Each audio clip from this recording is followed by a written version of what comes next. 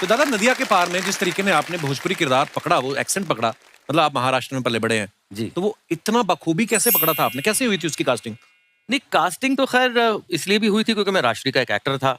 इससे पहले की मेरी दोनों फिल्में जो थी वो अच्छी चली थी, एक गीत गाता चल और एक अखियों के झरोकों से। जी, हाँ। तो वो एक्सेंट की जब बात तुम कर रहे हो ना, वो क्या था, मैं 5 दिन पहले पहुंच गया वहां पे। अच्छा जी। और फिर मैं देखता रहा कि लोग कैसे बोलते थे, क्यों नहीं बोलते हैं, काहे बोलते हैं, हाँ, काहे? वो क्या नहीं बोलते, का बोलते हैं, हाँ हाँ क्या बात कर रहे हो। हाँ।